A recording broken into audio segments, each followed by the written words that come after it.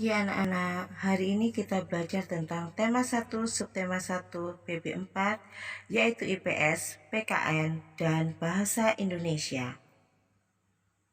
Nah anak-anak, sebelum melaksanakan kegiatan hari ini, kita berdoa dulu menurut keyakinan masing-masing. Berdoa dimulai. Tujuan pembelajaran kita hari ini yaitu diharapkan kalian bisa mengetahui kondisi geografis pulau-pulau di Indonesia secara tepat.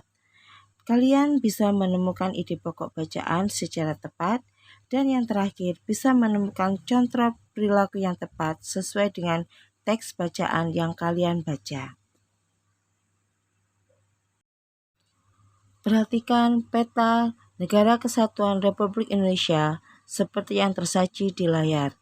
Perhatikan baik-baik ya, batas-batasnya, pulau-pulaunya, lautnya, dan lain-lain.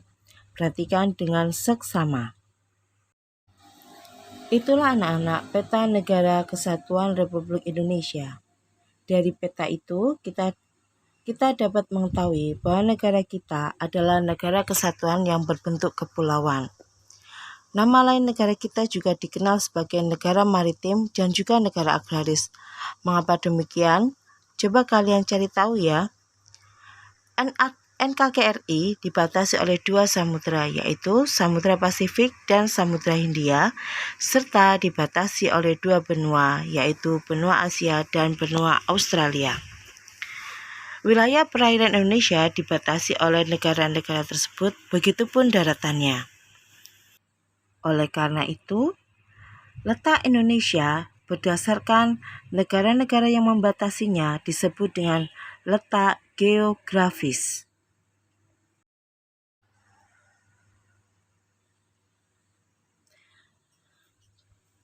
Pada peta terdapat dua garis melintang dan membujur. Garis yang membagi bumi menjadi belahan bumi utara dan selatan disebut garis lintang, sedangkan yang membagi belahan bumi menjadi barat dan timur adalah garis bujur.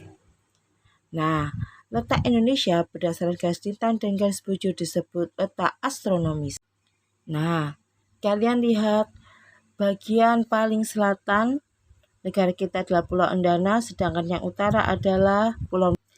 Jadi anak-anak, letak Indonesia secara geografis dapat disimpulkan berada di antara dua samudra, yaitu Samudra Hindia dan Samudra Pasifik, dan di antara dua benua, yaitu benua Asia dan Australia.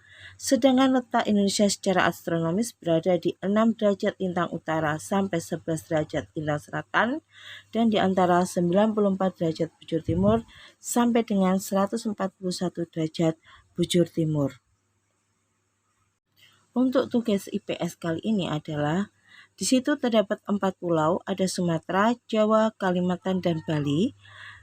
Kalian cari informasi tentang luas pulaunya ada berapa kilometer persegi, apa saja batas laut dari pulau tersebut, batas daratan, nama-nama laut, dan nama dataran rendah, serta nama gunung yang berada di pulau-pulau tersebut. Kalian bisa membuka atlas kalian.